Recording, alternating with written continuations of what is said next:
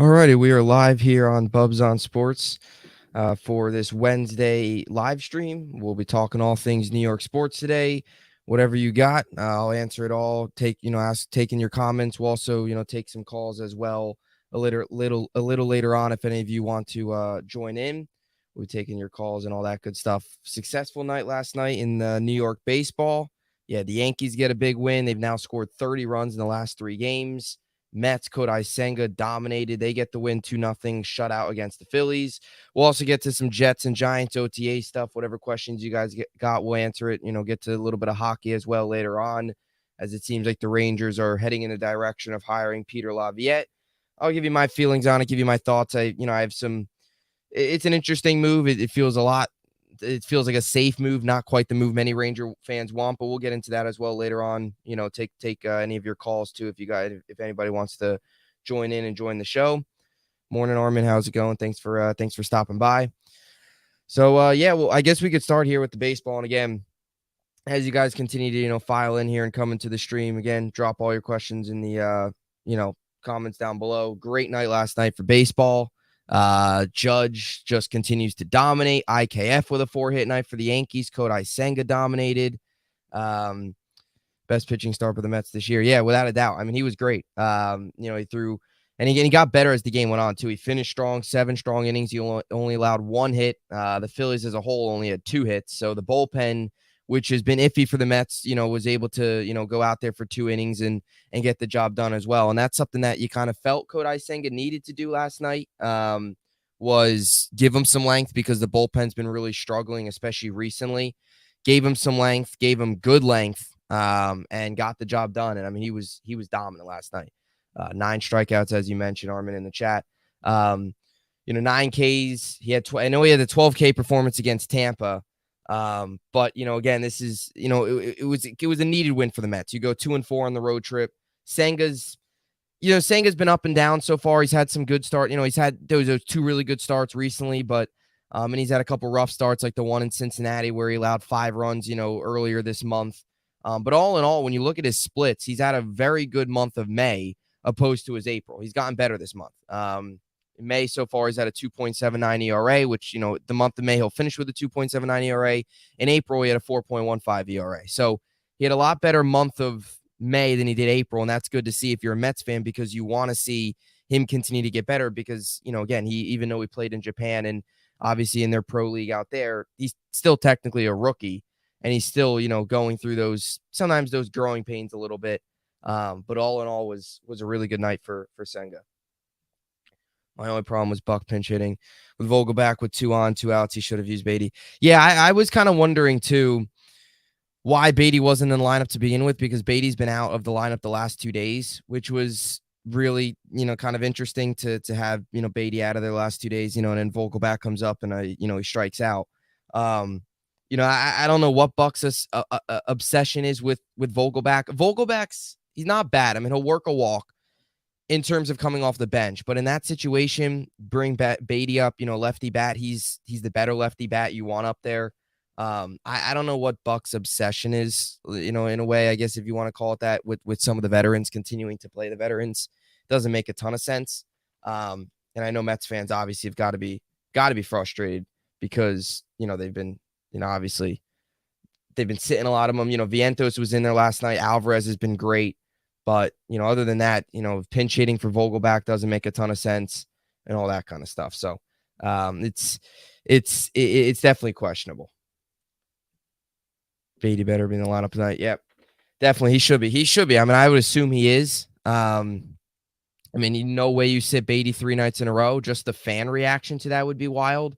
You get Nola tonight, who has not had nearly the year that Nola's put together before. He's got an ERA, north of 4, just south of 5, 4.59 in the year. So Nola has not been his usual Cy Young self this season. So you'll see if the Mets can win the series today. They'll have Carrasco on the mound. Yeah, I don't know. Again, even, Mauricio, he's still in AAA. Why is he still down there? Those are all legitimate questions for the Mets. And, again, this is kind of been the story of the Mets season. You've had a lot of guys in AAA dominate. A couple of them have come up like Beatty, Vientos, and obviously Alvarez, and they've all made impacts. I mean, I know Vientos had a hit last night. Um, obviously Alvarez has been, phenomenal for the Mets. Is really not even just for the Mets, but when you put him against some of the other catchers in baseball, he's been one of the better catchers in baseball over the past couple weeks when you look at his numbers. So, I know he went 0 for 4 last night, and I believe he struck out twice, I think it was.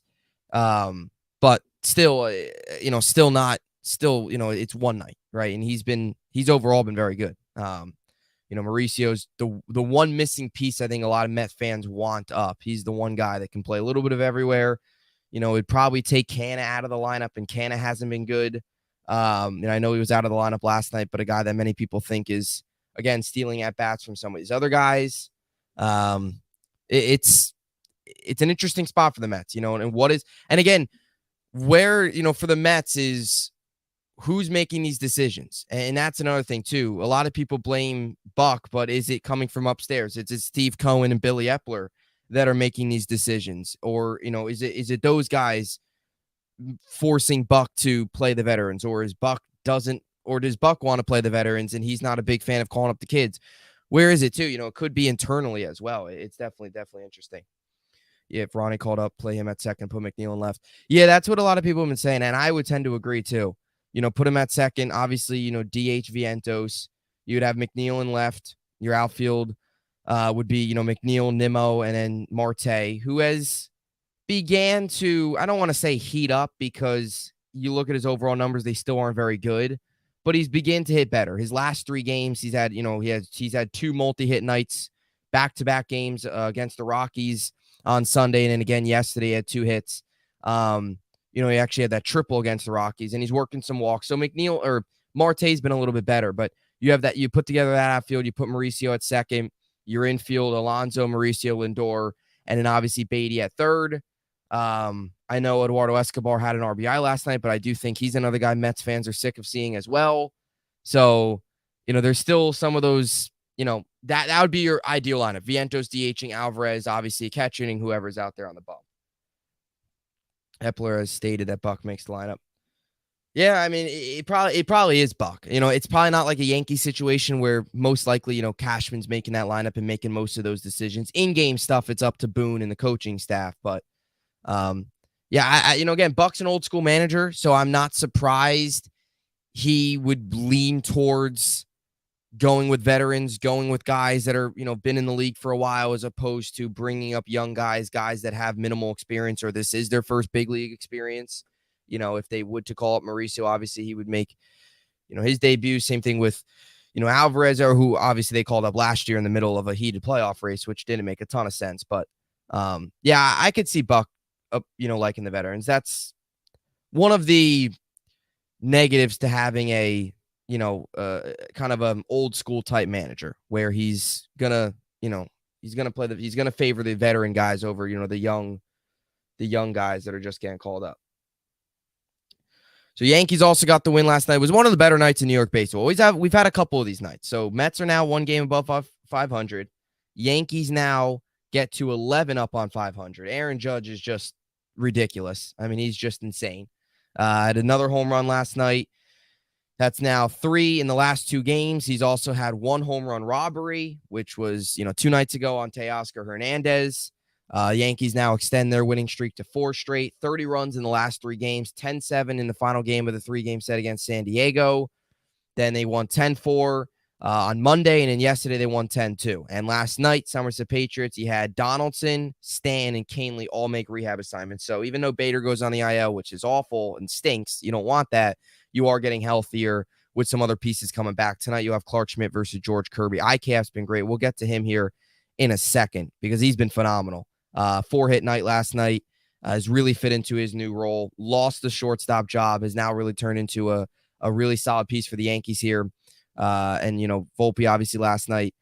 Volpe, Greg Allen, all those guys last night coming through in a big way. I hope come July, Epler's trades are better than last year's. Yeah, last year's trade deadline was not good for the Mets at all. It was ugly. Even some of the bullpen additions that they made were obviously not what you wanted. really just a really rough deadline. Like last year, they had an opportunity at the deadline. I forget that one pitcher they got from Chicago, Joely Rodriguez. Another guy that they brought in was supposed to be like a really solid arm for them, and the bullpen came in and was not good. Became more of a low leverage guy opposed to more of like a high leverage guy, which what they wanted. So the Mets, the Mets have got a lot of work to do. They do. They got to fix their bullpen. The Mets don't have David Robertson's been good. Ottavino's inconsistent. But the Mets don't have, and I know, a lot of people have been talking about it, the Mets don't have that flame throwing, hard throwing guy in the bullpen. They don't have that like young, exciting arm in the bullpen that can get it done. And they had Diaz, and that loss is obviously big, and they'll get Diaz back next year.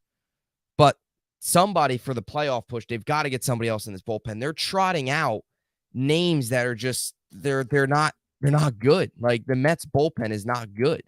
When you look at the names of some of the guys in their bullpen, other than David Robertson and Adam Ottavino, obviously spent some time with the Yankees and has been around for a little bit, throwing out guys like Tommy Hunter, Jeff Brigham, Drew Smith, I know has been with the team, but, trotting guys out like that in big situations is just not going to cut it. It's not going to cut it. And it showed, the last couple of games where the Mets were hitting against the Rockies, and the pitching didn't back him up. McGill didn't pitch well. Verlander didn't pitch well. And the bullpen didn't pitch well as well. I wouldn't mind Liam Hendricks from the White Sox. He'll be available because he'll be a free agent. Yeah, and the White Sox are awful this year. So I could see the White Sox definitely potentially being sellers at the deadline. I thought the White Sox are going to be a lot better this year with Tony La Russa gone. They're horrible. I believe they're 11 games under 500. They've been awful. But Liam Hendricks, yeah, I mean, he's obviously, a great story. Obviously overcame cancer in the beginning of this year, pitched for the first time the other day. He was a name that popped up at last year's trade deadline. He was a name that popped up even for the Yankees during the offseason. So Liam Hendricks would definitely be, he's a high leverage guy, would definitely be a solid arm. And the White Sox are a team that I could see potentially definitely selling. I mean, they're out of it in the AL Central. They're 11 games back. They've been horrific. I mean, they are horrible. They've not been good. I mean, even Tim Anderson this year really hasn't been himself. I mean, he's got an OPS under 600. He's got it on base under 300. It's been ugly. And Benintendi hasn't been great either for the White Sox. Mid to back end starter in the bullpen is top need for the Mets. Yeah. And you also just, and two, this is part of it as well. You need Verlander and Scherzer to just perform better. Like you need Verlander and Scherzer to just play at a higher level. That's all. Verlander was not good against the Rockies. Scherzer's he's had a couple, good starts here. Again, I think just as an outside baseball fan, I guess I'm waiting for those dominant performances from Scherzer where he gives you 8 innings, 11 strikeouts, like that vintage performance. You haven't gotten that yet. Back end starter, you'll get Quintana back. I assume eventually. I think July-ish is when he was kind of scheduled to come back. If you add another bullpen, even like a guy, Camilo Doval from San Francisco, another guy that's popped up even last trade deadline as a potential name, popping up again this trade deadline as a potential name guy. I mean, the Yankees might look at him as well. He's more of a closer, but you can use him in high leverage situations. A young, hard throwing relief pitcher is something that would really, really fit what the Mets need right now. Because it's, again, you look at the names that they're trotting out, it's not good enough right now. And you look at their starting rotation, I mean, Scherzer, Verlander, Senga, Carrasco, McGill. Scherzer's been okay. Senga's last night performance was obviously dominant. Carrasco and McGill are what they are. They're bottom of the rotation guys that, might give you 5 innings, they'll allow 3-4 runs, and that's what you're going to get out of them. They're nothing too special. So it's going to be an interesting trade deadline for both New York teams. I mean, obviously the Yankees, not a huge Clay Holmes guy, so I would like for the Yankees to potentially go out and get like another closer. It's going to be interesting to see. I would love for them to add a lefty bat, potentially Jock Peterson. Could you package a trade with Jock Peterson and Camilo Doval from San Francisco to come to the Yankees, to add a left fielder, to add a lefty bat? Somebody that, bat fits well at Yankee Stadium with his power. How does that all play out? It's going to definitely be, it's definitely going to be an interesting trade line for both teams. Both teams have a lot of. I don't know if I think the Mets have probably more work to do than the Yankees, but both teams definitely have some glaring needs on their rosters that are going to need to get finished up before October rolls around. I think the Mets bring Quintana back August to ease him in. Yeah, it's going to be, yeah, I could definitely see that. I mean, you're probably going to obviously roll with the 4-man rotation if they get to the playoffs. So you have Scherzer, Verlander, Quintana, and probably Senga, or you go Carrasco. It would be interesting. McGill probably gets, moved to the bullpen. It'll be interesting to see. I mean, I know with the Yankees 4-man rotation is going to be pretty obvious. I think it's going to be, if healthy, it'll be Sevy, Cole, Nestor, Rodon will be your 4-man. Montez, if Montez ever comes back, he'll be thrown into the bullpen. Herman and Schmidt will definitely be thrown into the bullpen. Herman will as well. Although Herman's been pretty good this year. Herman hasn't been bad. I agree with that. Bubbs. Mets need more help than the Yankees at the deadline. Yeah, I definitely. Mets need a lot more help. I mean, and I don't want to sound negative when I say that. I'm not trying to purposely say that, to go against the Mets. But when you look at the records, Mets are 1 game up on 500. The Yankees are 11 games up on 500. The Yankees are also getting a lot more healthy right now. They're getting some other big bats back. When you look at the Yankees lineup, it's definitely a more complete lineup than the Mets. When you look at the rotation, when healthy, I think it's definitely got a little bit more firepower to it, especially if Scherzer and Verlander aren't quite what they need to be in the bullpen. And the Mets bullpen has not been that's probably been the weakest part of the Mets this year is their bullpen. They've got to find a way. Even I don't even think one bullpen arm is going to do it. If they can find a way to go out and get 2 bullpen arms, they've got to get a couple arms in that bullpen to get it to where it's at least competitive, because it has not been competitive recently. And you look at the Yankee lineup last night. I mean, this is what they can do. You had 12 hits, 10 runs. Volpe had a homer, which was good to see, a 3-run shot. Obviously a guy that's really kind of, working through it as a rookie. You had Glaber with 2 hits. He's been on fire. IKF, 4 RBIs and went 4 for 5. IKF's on fire. He is on fire. When you look at his stats for the entire month of May, he's batting .279. He's got an OPS of .848. He had the walk-off the other day. He had a 4-hit night last night. And he's playing everywhere. He could play short. He could play third. He could play left. If needed, they can put him at catcher. IKF can do just about everything. And he's hitting. So, IKF's been a lot better than he was last season. I would move Cookie and McGill to the bullpen if Quintana's pitching well and starter traded. Yeah, I could definitely see that. If Quintana too, obviously, he was brought in to solidify that bottom rotation. It was kind of like you guys let Bassett walk and brought in Quintana. And not that Quintana was supposed to be like much of an upgrade, but Quintana was kind of supposed to take over that role of Bassett being that guy that can give you length, give you innings, quality starts. But he obviously has yet to pitch. The Mets need another lefty for the pen. Yeah. Lefty and somebody that throws hard. And again, throwing hard doesn't mean everything in the MLB these days. I know everybody can throw hard, but you do need somebody that can. They don't have many arms right now. Diaz was somebody that was able to touch 99, 98, 100 consistently. You need like a flamethrower like that. Somebody that can just light up the gun, blow it past hitters, and be a high leverage guy. That's what the Mets need. That's probably their biggest need, and there's definitely some other needs mixed in, but bullpen definitely is the biggest need. So just going back to IKF here. So IKF, just to show you what he's done recently. So in his last 2 games, he's 6 for 10 with a double and 6 RBIs and a run scored. That's him in his last 2 games in the Seattle series. He's batting .600 in the Seattle series. To take you through, so he was batting going back to like May 21st. He was batting .198. And then you go to May 24th, the Orioles series. He goes 2 for 4. Then the next day, 0 for 3. And then 1 for 4, 1 for 4, 2 for 5, 4 for 5. And the batting average is now up to 243. The OPS went from below 600 to now up to 667. And again, he's had a little less at bats, so the batting average is going to fluctuate a little bit more. But, he's hitting. IKF's hitting, and he's doing just about everything in the field. He's been really solid for us. So it's been good to see him play well. Obviously, last year didn't quite go the way that he expected. Was a singles hitter. That was about it. Not a good fielder. Hit singles, and that was about what IKF provided last year.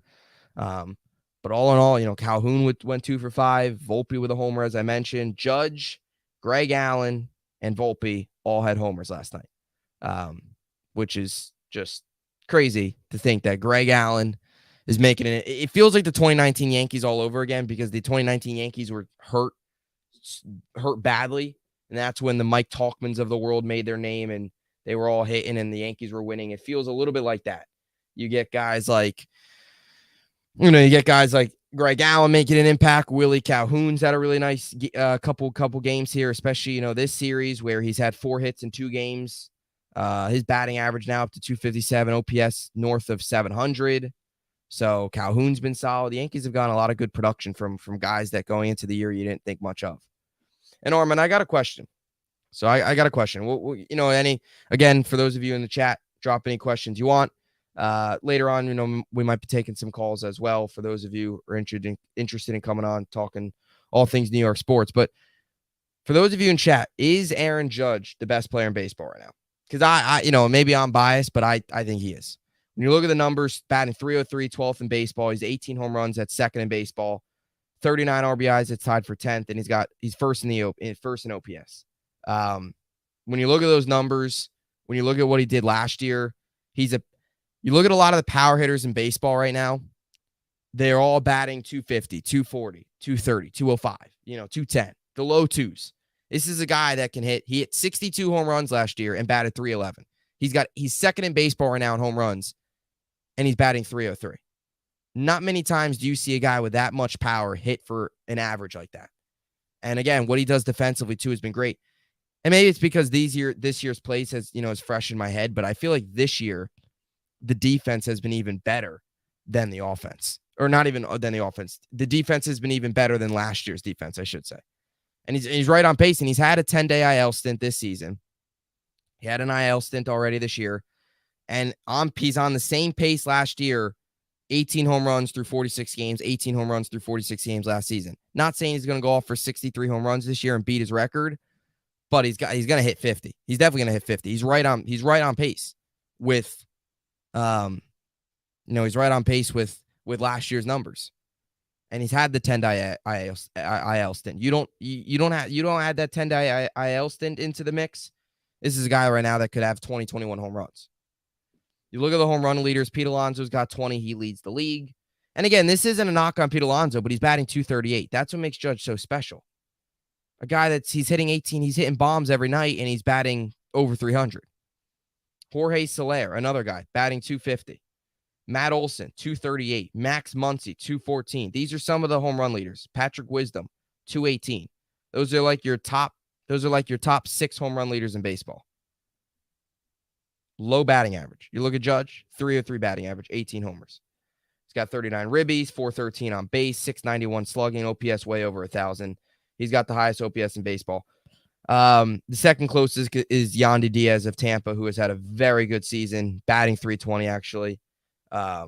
It's crazy what Luis Ariz has done in Miami, batting 376. I mean, first in baseball by a mile. This is a guy that goes out there and gets 2 hits a night. It's basically what it is. He's batting 376. The next closest batting average is Freddie Freeman at 344.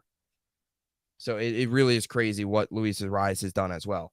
Batting 376. You look at the leaders so far. There's been leader in hits is Bo Bichette. He's had a very good year for Toronto. Right behind him is Freddie Freeman. And after that, you got Acuna at 70. Acuna's a superstar. He's been great. But the home run chase. I mean, even Schwarber last year. I look back at last year with Kyle Schwarber. He led the National League and was second in baseball with 45 home runs or something like that. And unfortunately, he was in a race with Judge, who hit 62. So 45 home runs was far off, but he led the National League and he batted like low twos. And Schwarber this year I think his batting average has actually gone below the Mendoza line. And I don't think his power numbers are quite what they usually have been. Batting 166 and he's hit 13 home runs. He's tied for 9th in baseball in home runs, but he's batting 166. He does have a high on base. He gets on base. He works his walks. He's got 39 walks this year in 54 games. He's got an on base at 319, which is, good considering you're batting 199. But Schwarber's another one of those power hitters that doesn't hit for average, but he'll hit bombs. Last year, 46 homers, batted 218. But if you're going to crack in 40, 45 homers and you're going to bat 210, nobody's going to care because you're going to hit home runs. And that's what you're paid to do. So nobody's really going to care. But that's what makes Judge so special is the ability to still hit above 300 and smack home runs all over.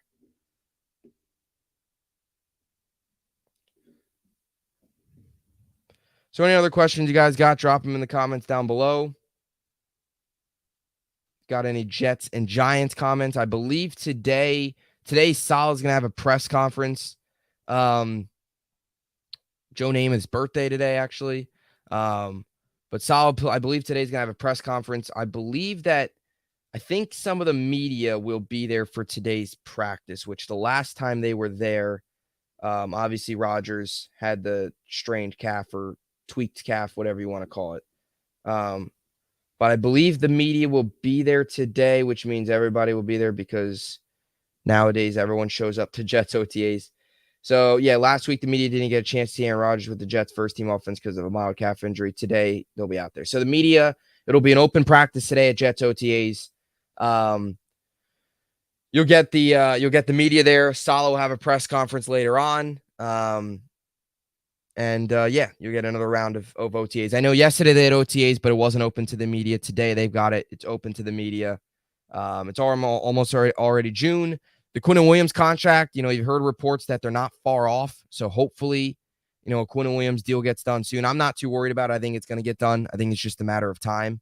As I mentioned, I think I would be worried if the Jets don't have a contract done by, if once we enter into July, that's when you start to worry. And you really start to panic if you enter into training camp and he's not showing up. But it seems like a deal is just, a couple weeks away. It seems like within the next couple weeks, I think it said in the article the report that came out from the New York Post, Brian Costello, said that the Jets aren't far off and, it could be done within the coming weeks. So something's going to get done there.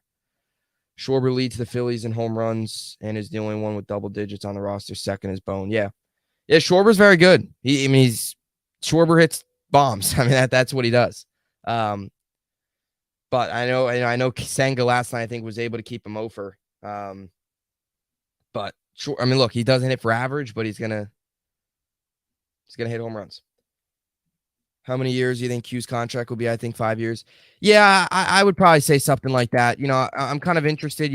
Some people there's been reports that there's disagreement on the amount of years, and then there's been some reports that there's a disagreement on the amount of money between obviously the Jets and him. But I think it's going to be probably about 5 years or 4 or 5 years. So when you look at some of the contracts this year, like Dexter Lawrence signed his this year, 4-year deal. Obviously Daron Payne of the Commanders, 4-year deal. So I could see Javon Hargrave, another guy that went from Philly to San Francisco, 4-year deal. So I could see it being within that 4 or 5 year range. For the Jets, I trust Douglas to get this done, definitely.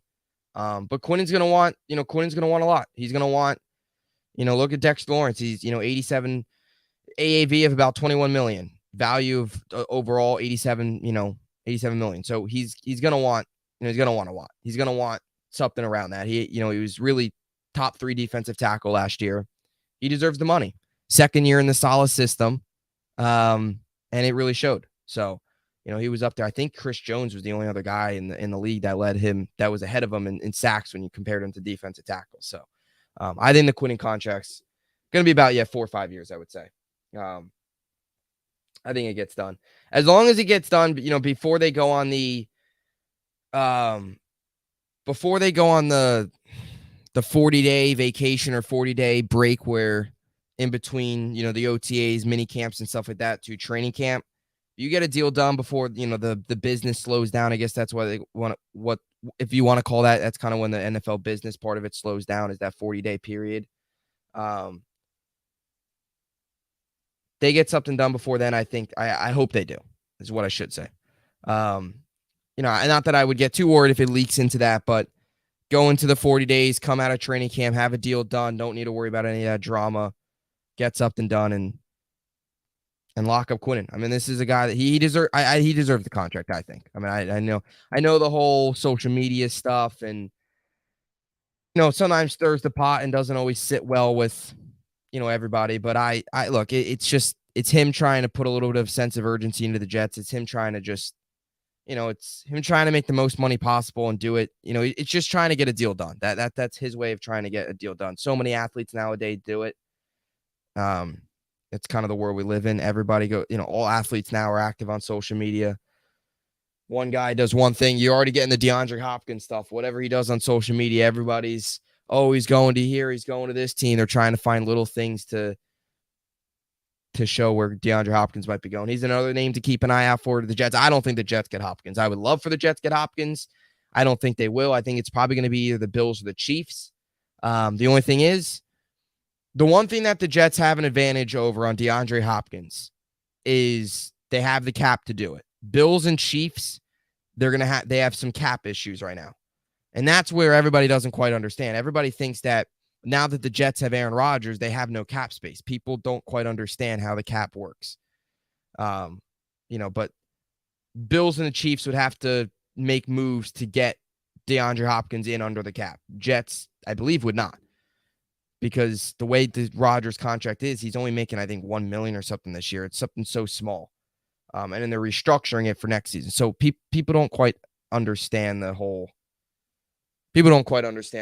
salary. I'm not a huge salary cap guy. I don't quite understand all of it, but I do understand the part of when you're over, when you're under, how much you have left, how much, people think the Jets are like, and let's be honest here, people, the cap is not real. Like, the Saints have been over the cap for years, and they found a way to go out and pay Derek Carr all that money. Like, you can be over the cap. It doesn't really matter. The cap's like, it's not that big of a deal, really. I think D-Hop goes to the Browns. Yeah, I could see it. I could see it for both parties. Obviously pair up with Deshaun Watson again. You'd have, Elijah Moore and DeAndre Hopkins there. I could definitely see that happening. It'd be good. I think good for both sides. What team would surprise you to sign D-Hop? My guess, Cowboys. Yeah, the Cowboys actually would be surprising. In terms of a surprise team, I mean, I know a lot of people out there that have said, some people out there have said that, a team like New England would be interested in potentially getting D-Hop. For me, though, I guess that's not really a surprise team because it's been a name out there, but it would surprise me because you have Bill O'Brien over there as the offensive coordinator, and it didn't end well between DeAndre Hopkins and Bill O'Brien in Houston. So why all of a sudden would DeAndre Hopkins now go to New England to play for Bill O'Brien as his offensive coordinator? Wouldn't make much sense. Bill O'Brien was the one who traded him to Arizona, and then that wouldn't make much sense. So I don't know if I want to call that a surprise team, but that would be a team. I guess that's more of a wouldn't make much sense. The Cowboys, definitely. I mean, the Giants are obviously going to be involved. The Cowboys would surprise me. I mean, yeah, that would be an under the radar team. Cowboys, I could definitely see being interested or being one of those teams that comes in and tries to add more talent. DeAndre Hopkins to the Cowboys. You have CeeDee Lamb and D-Hop. That would be a pretty, I mean, the NFC East is going to be good. I mean, it's been so bad for so long, but you're going to have the Cowboys. If the Cowboys get DeAndre Hopkins, I mean, there's a chance he goes to that division anyway. With the Giants definitely potentially being involved, but yeah, I don't know. I mean, I think the Eagles, maybe if you wanted to, maybe the Eagles to add another weapon. Maybe, I mean, potentially the Eagles to add him with A.J. Brown and Devontae Smith. That would be wild. Most realistic, though, it's going to be either the Chiefs or the Bills. I hope it's the Chiefs because I don't want DeAndre Hopkins in our own division. He's not quite the player he once was, but he's still a very solid receiver. Like he makes your team a lot better. he's not exactly the best receiver in football anymore, which is, a couple years ago, he was the best receiver. I believed he was the best receiver in football. He's not quite on that level anymore, but he's still probably, if he puts together a good year, he's still probably top 10 in football. He makes your team a whole lot better. So I don't want him to go to the Bills. And I know we got, two very good corners, but I would prefer him to go to Kansas City. I would prefer him to go to the NFC, like go to the NFC, go to the Giants. I know they're still in New York and they're across. I don't care. Go to the Giants or go to some NFC team. Don't go to the AFC. If you're going to go to the AFC, come to us. Thoughts on the Jimmy G contract situation? I'm happy he's gone, or I'm happy he didn't sign here. I'm happy the Jets went out and got Rodgers. He was obviously a conversation that he was in the, he was a good name that floated around for the Jets, potentially bringing in Jimmy G. I didn't fully oppose it. The injuries were the biggest issue, but yeah, that's it with Jimmy G. It's the injuries. And again, it's the foot. So it's a train wreck in Vegas. I know a lot of people now, you hear the rumors already starting that Tom Brady, the speculation of Tom Brady going to Vegas if this Jimmy G situation completely falls through. Now all those rumors start up again. Oh, have Tom Brady go play with Devontae Adams in Vegas. Like now all of a sudden you get all of this stuff pops up. But yeah, the Jimmy G, this was the concern with him. This was the concern with Jimmy G, was the injuries. And again, it's the foot, which has obviously been an issue. So it's not surprising, unfortunately. This is a guy that he can win. He's not going to be this flashy, great quarterback, but he's going to get the job done. He's going to make the throws he needs to make. He's going to get the job done. He took San Francisco to a Super Bowl. I mean, he's a solid quarterback. He just can't stay healthy. And Vegas right now is getting that harsh reality. But I think, again, this shows, and maybe I'm looking into it a little too much, but this shows in a way how far the Jets have come in terms of making the right decisions. The Jets waited on Rodgers. They waited on the best choice. They didn't go out and stretch for a Jimmy G. They didn't go out and get Derek Carr. They waited on option A, and they got option A. Past regimes, potentially like McCagnon or anybody or anybody else, like anybody else prior to Douglas, might have took Jimmy G, might have took Derek Carr. And instead of patience, they would have gone out and got a guy that really wasn't the best option, or an injury-prone guy in this case. So I think if you're a Jets fan here, you just got to thank Douglas that he didn't take a chance on Jimmy G. I believe the Raiders want Jimmy G to fail at physical so they can get out of that contract. Yeah, I could see that. I could definitely see that. Also, I mean, it's funny though, because if Jimmy G, let's say he does fail that, okay, and the contract falls through, or they get out of it, whatever wording you want to use, you would look at that roster, that depth chart, and what is I know they got Aiden O'Connell. I believe they drafted him. So you have Brian Hoyer, I believe, is your backup because of the Josh McDaniels connection. I mean, that would be horrible. I mean, your quarterback room is a rookie that's not that good. Aiden O'Connell, let me see, was drafted in the 4th round. So he's a rookie drafted in the 4th round. And Brian Hoyer, who's just been an NFL backup journeyman his entire career. So Brian Hoyer would be your starting quarterback. Be a train wreck. And that's where the Brady rumors start up. Devontae Adams, he's got the relationship with Josh McDaniels. It's not happening, but it's going to be talked about it's going to be talked about here if this does fall apart. Derek Carr has to be thrilled that he's no longer with the Raiders. Yeah, I don't know why McDaniels is back, to be honest with you. I mean, the guy is horrific. He's another failed Belichick coach. I actually have the list right here from one of my pods that I did.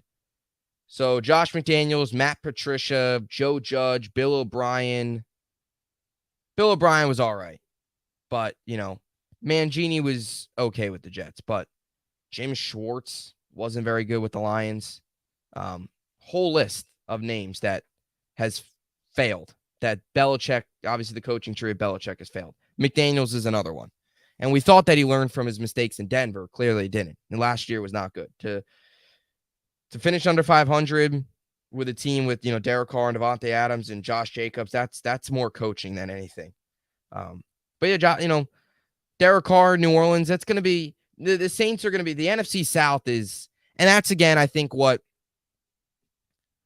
You go back to the whole free agency process with Derek Carr. I think what separated him from wanting to go to the Jets or the NFC South is he goes to the NFC South and he automatically becomes the best quarterback in that division. He automatically does.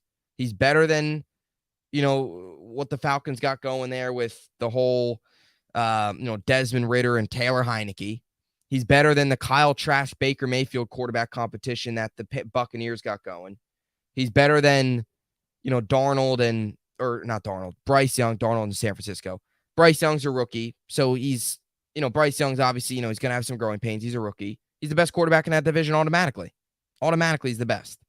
So that's what separated him. Instead of going to an AFC East that includes Josh Allen and, some people think Tua is very good. I don't think Tua is that good. But for those of you that think Tua out there is a good quarterback, it also includes Tua. And you're also in the AFC with Patrick Mahomes and Justin Herbert and Lamar and Josh Allen and Joe Burrow, opposed to the NFC where, the AFC is a lot more stacked than the NFC. So, his decision makes sense. And again, Michael Thomas, if he could stay healthy, they've got Chris Olave, who had a very good year last year. If it wasn't for Garrett Wilson, he probably would have won Offensive Rookie of the Year. They've got Kamara. He's got some pieces. The Saints are going to be, they're going to be all right. They'll be solid. They'll definitely be, I think, a contender for the playoffs. Not going to be, and not anything more than that, but they'll definitely be in contention for the playoffs. But yeah, anybody now getting out of Vegas. Vegas is a dumpster fire. It's so great though to talk about teams that are dumpster fire and not have your team in that conversation anymore. For years now, the Jets have been in that dumpster fire category, and we can finally remove the dumpster fire category from the Jets. The Jets are in Super Bowl contender category, really. I mean, that they really are. The Dolphins are the 49ers of the AC loaded roster, but the QB is the question mark. Yeah, it's a great example. That's actually a very good take. Yeah, spot on with that, Armin. Yeah, they are. They got Tyreek Hill. They've got Jalen Waddle. Got a solid defense. I know, their run game, obviously, they've got Mostert and Jeff Wilson, another guy too. They got they kind of mix up their running backs a little bit. They rotate them a lot. Xavier Howard, they traded for Bradley Chubb. Dolphins have a solid roster. They're good. I mean, they finished second in the AFC. I mean, they were a playoff team last year. Tua's not good. You put anybody on that team. I don't know, what's an average quarterback? You put Daniel Jones on the Dolphins. Dolphins are seriously in contention because I think Daniel Jones is better than Tua. Tua's not good. Tua's not good. And he can't stay healthy either. But yeah, you look at the Niners. I mean, they've got Darnold. The one thing with the Niners is Kyle Shanahan is an offensive genius, so he finds a way with any quarterback to get the job done. But you got Purdy, you got Trey Lance, and you got Darnold. It's a good spot though for Darnold. From a Darnold perspective, it's the best coach he's had. Kyle Shanahan is Gaze is here, Shanahan's here. They're on a completely different spectrum. So he'll learn from a good coach. I hope Darnold finds. I don't really care, but I do hope Darnold maybe finds some success somewhere. Just because of the way it went here in New York with the awful coaching, if he can get good coaching and put together, maybe one or two decent seasons, find some sort of success somewhere for Darnold. But for his career, it's just going to be a backup, a good backup. He's not a bad backup. Put Dak on the Dolphins, they're legit. Yeah, Dak on the Dolphins. You put Daniel Jones on the Dolphins. Who else? Some average quarterbacks. Jeez. You put maybe that's probably not a great example. Derek Carr. You put Derek Carr on the Dolphins. I mean, Derek Carr is above average, but Derek Carr on the Dolphins, Kirk Cousins on the You put just about anybody on the Dolphins. Tua, I think, is one of the bottom. I know he's not the worst quarterback in football, but I would probably say Tua is probably below average. I don't think Tua is good. He's not. I don't think he's very good. I'm not a big buyer in the Tua hype. Really not. Armin, how do you see the AFC East playing out? What is your division rankings here? If Jimmy G is cut, the Niners quarterbacks are not doing well during preseason. Do they sign him, or what team does he go to? Yeah, that's actually an interesting question. Yeah, if Jimmy G does get cut, Niners quarterbacks aren't doing well. Did they sign him? Yeah, I could see that. I could see Niners taking a chance on Jimmy G again. At least just as a mentor for what is a young quarterback room, because Purdy, Darnold, and Trey Lance. I mean, Darnold's learned from the worst coaches ever. Trey Lance got hurt, 2 games into his NFL career, and Purdy's second year. So at least as a veteran, although he could potentially start over those guys. But yeah, I would definitely could see that happening. Other teams, though, that could potentially go after him. I mean, obviously the NFC, I mean, it would make sense for the Patriots to go after him or something like that, because Mac Jones is terrible, or Miami. But realistically, I know Tennessee. I know Tennessee obviously has Tannehill already, Malik Willis, Will Levis. I don't know if he'll probably go to Tennessee, most likely. Could Washington. I know they've got Sam Howell, and I know they're going to roll with him. They got Brissett as well. One of those teams that is kind of good. They're average, but they don't quite have a quarterback, is where I could potentially see Jimmy G going. Green Bay wouldn't make a ton. They like Jordan Love, nor is Jimmy G going to go to Green Bay. Atlanta, he's Vegas. He's obviously Vegas. He's already there. San Francisco probably most likely, but trying to just thinking of the divisions. NFC South, nobody really in the South. It'll be interesting to see what happens. Yeah, Tampa could make sense. AFC rankings: Bills 1, Jets 1A, 3, Fins 4, Pats. Yeah, I agree. Tampa is Baker. Tampa, if Baker is trash and Trask suck. Yeah, which is highly likely. Trask isn't going to do anything. Baker's probably going to win that job. Is he going to do anything? Who knows? We'll see. He obviously had that comeback last year with the Rams. He got Cleveland to the playoffs. I don't know. Baker will probably win that job, but yeah. So my AFC, go back to this for a second here. Bills 1, Jets 1A, 3 Fins, 4 Pats. Yeah, it's about right. All right, that's right. Yeah, I agree with that. I think the Jets could. I think the Jets could win a division. I think we all agree with that. Buffalo. Buffalo had some. They're vulnerable. Buffalo is not. They're not this dominant. They're good. Don't get me wrong. They're very good. But we beat Buffalo last year with Zach Wilson. There's no excuse why we shouldn't beat him again. And if CJ Mosley doesn't jump over the center when everybody in America knew that the Bills weren't snapping the ball, then the second game against Buffalo up in Buffalo, the Jets would have had a whole lot greater of a chance in that game. Because then they go down and score that drive before the half, which completely killed all the momentum the Jets had. And then they came out of the half and they scored. It would have been a tie game as opposed to still down a touchdown. So that penalty was pivotal in that game. Mike White, too, getting flattened was not good either. The Colts. Yeah, Colts can make sense. Colts makes a lot of sense there, too. I know that they obviously brought in Anthony Richardson, but I think they've also got Minshew. But, to have Jimmy G, Minshew or Richardson to kind of sit behind him. Fins could sign Jimmy G if Tua or White get hurt. Yeah, that's the issue with the Dolphins, is because you've got Tua, you've got Mike White. I can make the argument Mike White does more with that team than Tua does, but I'm not going to go down that road. Both guys are extremely injury prone. Both guys are extremely. It's the one disadvantage to having Mike White as your backup. He's hurt all the time. So if your starter's hurt, there's a chance Mike White gets hurt too. If both of them get hurt, then who is, I'm going to check. Dolphins' third string is Skylar Thompson, who the Jets faced last year twice. Jets saw him twice. Week whatever it was, like week 6 or week 5 when we played him and beat him 40-17, and then the final week of the season we saw him. It was the Joe Flacco Skylar Thompson show. Last time we'll ever see Flacco, thankfully. He was horrific. Flacco couldn't move.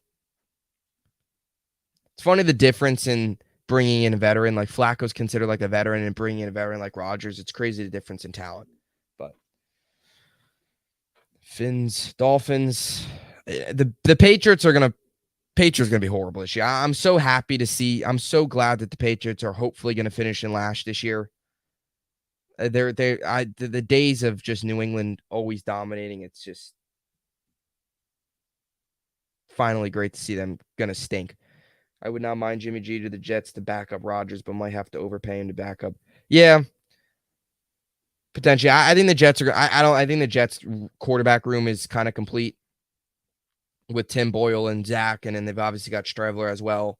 You make the point. It's probably gonna be too cost heavy. Gonna be a little way too cost heavy. To bring in Jimmy G as just the backup when Rodgers is your starter. So I also think the Jets want, Wilson getting as many reps, as he can. I think the Jets want that a lot. Robert Saleh. So this just came in now. Robert Saleh says the Jets, we like our current group when asked about potentially signing DeAndre Hopkins. So that doesn't, the headline says Jets unlikely to pursue DeAndre Hopkins, but that doesn't necessarily mean that they're completely out of it. I mean, you never know. Doesn't sound like the Jets will pursue DeAndre Hopkins. Saleh, we love our current group. Not surprising. That's just, he's not going to go out there and say, oh yeah, we're pursuing DeAndre Hopkins. He was either going to give us, this was Saleh's answer on that question. He was either going to give us the that's a Joe question in terms of trying to sign somebody, bringing somebody in, or he was going to give us, oh, we like our current group, or, our current group solid. And he gave us the latter. So I'm not really surprised in terms of the Jets maybe not going after DeAndre Hopkins. His press conference is going on right now.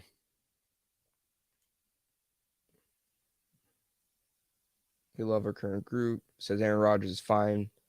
He'll practice today. Limited. So Saleh speaking to the media now. Jets OTAs today. Giants as well continue their OTAs. Darren Waller, obviously. Daniel Jones continue to try and build their chemistry. Giants, you look at the receiving core, it's interesting. Could the Giants again potentially be in the market for DeAndre Hopkins? It makes a lot of sense. It probably actually makes more sense for the Giants than it does for the Jets, because the Giants need a legitimate number one. The Jets already have one. And they have a lot of good, 2s and 3s, and McCole Harmon being your 4, I really like. I mean, I think McCole Harmon is like, the best way I could put McCole Harmon for the Jets is he's a faster, better pass catching version of Berrios. Like, he's completely an upgrade over Berrios. So you're definitely upgrading there. The Giants got the bar, Hopkins, it would definitely make sense. They brought in Paris Campbell in the offseason. They brought back Isaiah Hodgins, Slayton. They obviously drafted Jalen Hyatt, who was a guy that I really liked potentially coming in for the Jets in the 3rd round. I believe he was a borderline first-round talent that the Giants got in the 3rd round. Jalen Hyatt dropped. And I know, me and Armin, we were talking about this on the show a little bit about Jalen Hyatt too. So the Giants bring him, and he's obviously a very, nice receiver for them to add. Wan'Dale Robinson, Sterling Shepard. I believe they have 2 Jet legends too. They've got Jeff Smith and Jameson Crowder on their roster. So 2 Jet legends that the Giants also have on their roster. It's going to be a fun year for New York football. The Giants are probably going to be a 9-win team, 9-10 win team. Again, they obviously got to the divisional round last year. When you look at this season, Daniel Jones fresh off the, the contract extension, they've got some guys. Their receiving core is still, it's not great. They have Darren Waller now, who's going to be that number one guy, and Darren Waller, the upgrade from Darren Waller to Daniel Bellinger is so drastic. I mean, Darren Waller is one of the better tight ends in football when he's out there and when he's healthy. But the receiving core, there's still some. I mean, Paris can't, like a 3-man group of Paris Campbell, Slayton, Isaiah Hodgins isn't bad, but it lacks that legit number one. It lacks that difference maker of a playmaker. It doesn't have that DeAndre Hopkins or that Garrett Wilson or that one of those elite number one guys. They don't have that. Paris Campbell's good. Darius Slayton's good. Isaiah Hodgins is good, but they don't have that true number one guy. They have that in tight end with Waller. And again, the Chiefs showed you, not saying that the Giants are going to win a Super Bowl, but the Chiefs showed you don't need a number one receiver. That is Patrick Mahomes, and that's kind of a different comparison. But got a number one tight end for sure. Which one makes the Giants roster, Smith or Crowder? I say Smith because of his speed. Yeah, I could see that, especially, when you look at the way the Giants built their receiving core. It's got a lot of speed. Wan'Dale Robinson, Jalen Hyatt, um, guys that, obviously provide some speed. The only thing I could see Crowder is because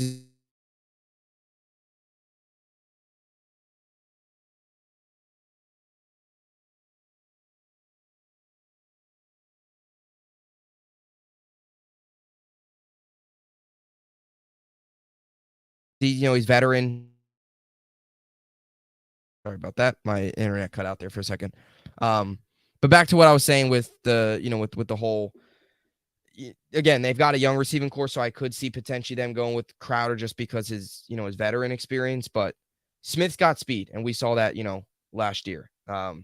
He's obviously got a lot of speed. So I could see it. Smith is, it's kind of what the Giants choose. They go with the veteran guy, or they go with the younger speed guy to add that with a bunch of other younger speed guys. And Wan'Dale Robinson is a guy too, obviously coming off the injury last year after he had like the biggest game of his career. So, Giant, what's the word I'm looking for? They've got a lot of upside, like their receiving core and stuff. They've got a lot of potential. It just got to all, develop. Chiefs showed teams need a number one weapon with elite quarterback. Yeah. Chiefs showed teams need a number one weapon. Yeah. I mean, they've got Kelsey, obviously, who's legit. Giants have Waller. Waller's not quite Kelsey. I still think the Giants, and maybe this should, I still think the Giants are lacking that big receiver type guy. That's just me. And again, I'm not knocking who they've got. Hodgins was, and maybe the Giants found a diamond in the rough with Hodgins. I mean, he was great in the postseason, obviously. He had the big game against, Minnesota where he went for 105 yards and a touchdown. Obviously, got shut down in that Philly game, but everybody on that offense got shut down in that Philly game. When you look at the Giants, again, Hodgins is good, and maybe they found something there. He knows the system from Buffalo with Dable and stuff like that. So, Slayton's not bad. There is a lot of health concerns there, like Shepard. Slayton stayed healthy last year. He only missed one game. But Shepard, can he stay healthy? Wan'Dale Robinson with the injury last year, can he stay healthy? There are those concerns, but Barkley, who is still looking for a new contract. They obviously tagged him. It'll be interesting to see kind of how that all ends up playing out with Saquon, whether or not they get a deal done. He was 4th in carries last year, 9th in touchdowns, 4th in yards. So he had a big year. Dexter Lawrence, they got the Dexter Lawrence extension done, which the Jets are hoping now to do with Quinnen. So got Dexter Lawrence, Leonard Williams. They've got Thibodeau. They've got a solid D-line for sure.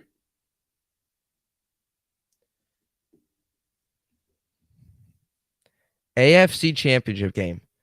Jets hosting the Chiefs. MetLife would be fired up. Just thinking about that. Thinking about the potential of the Jets bringing in, or the Jets hosting a playoff game would just be crazy.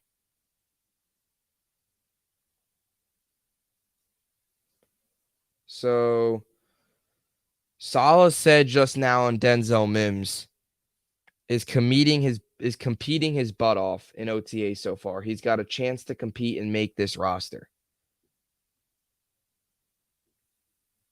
So that's not, I guess, surprising. I mean, not at practice today. Mims isn't at practice today. Not that means a ton. Nothing against Mims, but it would be nuts. Yeah, MetLife would be, that place would explode. That place has not had that energy. I was talking to somebody yesterday. That Taylor Swift concert that Rodgers was at, that's probably the most packed MetLife has been since its opening, which is just shows you all you need to know about how New York football has been. But that's going to change this year for sure. What else? Salah said he's very optimistic that Breece Hall will be ready for week 1. That's good to hear. Mims on the bubble, no surprise to me. Yeah, definitely. I agree. I'm not surprised. I think it's going to be interesting to see, again, the tackle position's a big competition to look out for. And the receiver position is another one, that final receiver spot. I know they got that guy from,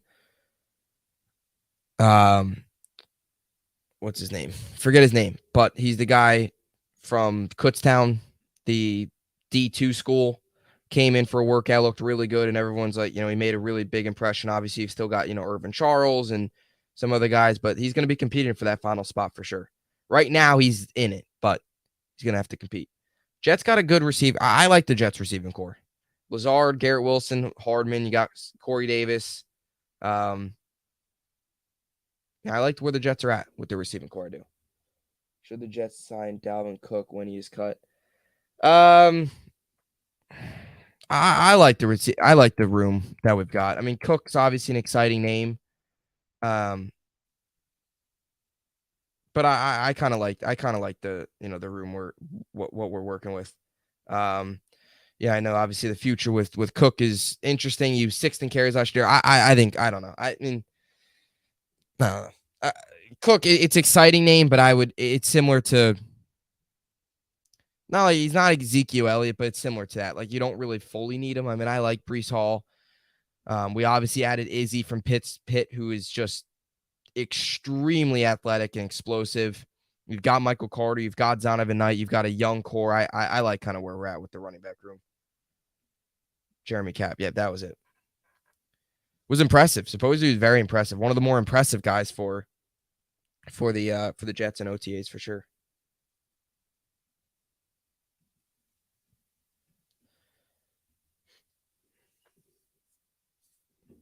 How do you see the offensive line room playing out? Do you see Becton taking over left tackle? Is it going to be Dwayne Brown? How do you see that kind of playing out? I know, right tackle, obviously, you've got Billy Turner, Max Mitchell. They added, Yadnik Kajust yesterday from New England.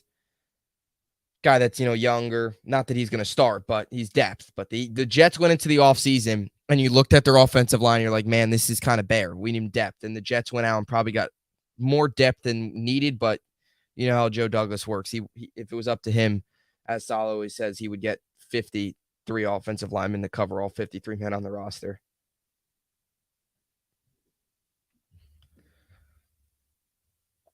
As long as the offensive line keeps Rodgers upright, I don't care who's playing. Put out the best 5 guys. And Sal said, though, I want Becton to win. I want Becton to win the job. I think he's going to have a big year. I also think he has more upside than like a Dwayne Brown.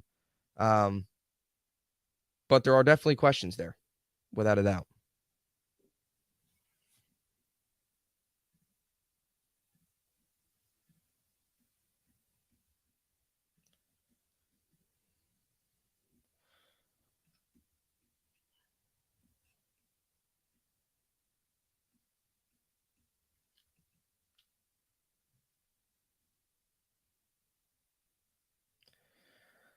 With that new rule now, I know they've got it with the NFL, and we'll be going here for another couple minutes here, about 5-10 more minutes. The new rule now in the NFL, you're allowed to carry 3 quarterbacks or whatever it is on the roster. Were one not suited up because of the injuries last year. I hope starting 5 is left tackle Brown, left guard Link, Tomlinson, Tittman, AVT, Becton. Yeah, I would like to see Tittman out there. That's another one too. That's going to obviously be a competition. He's just got a lot of he's the future. He's the future. McGovern's not bad, but if you got more upside and more just overall talent with Tittman, I would definitely like Tittman there. Again, I know it's open. Unfortunately, I just have this feeling that it might be McGovern that wins it, but I would like to see Tittman win it. Brown at left tackle, Becton at right tackle. I could see the Jets doing that. Because let's say you put Becton at left, then your right tackle might be like Mitchell or somebody. You probably, I don't know. I hope Becton's okay with playing right tackle because he doesn't seem okay with it. And it's just going to be annoying if he's frustrated and upset with playing right tackle if he doesn't want to do that. But Dwayne Brown left, Becton at the right side. Hopefully Lincoln Tomlinson, he wasn't horrible last year, but hopefully he has a better year this year. AVT obviously coming back from injury. There are some injury concerns up front, though. So the rule is teams can have third quarterback active, but can only come into game in the first 2 if the first 2 quarterbacks are officially out of the game with injury. Yep. Which is smart. Makes sense. I mean, you saw last year, or no, what was it? 2 years ago. I mean, the chances of it happen are so slim, but you've seen obviously that there's been an uptick in injury across the league. But you've seen obviously times where guys like get knocked out on the first play, like we saw last year with Teddy Bridgewater. Or it wasn't Teddy Bridgewater. Yeah, it was, because Tua was out. Yeah, I think it was what? Yeah, Teddy Bridgewater, when Sauce hit him in the end zone, he was out for the game, and you put in Skylar Thompson, and it only leaves you with one quarterback for the rest of the game. Exactly. That was what I was thinking of. The NFC title game last year. Exactly. Yeah.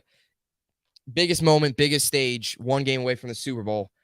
And you've got Christian McCaffrey taking Wildcat snaps, which was just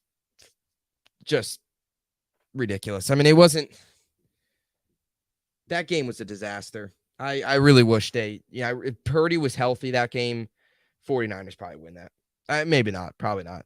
But either way, yeah, the NFC title game, exactly. Yeah, McCaffrey taking snaps. He had Deebo Samuel as well, I think. And, a couple years ago when they had the COVID stuff going on, this was a little different. It was all because of the COVID stuff.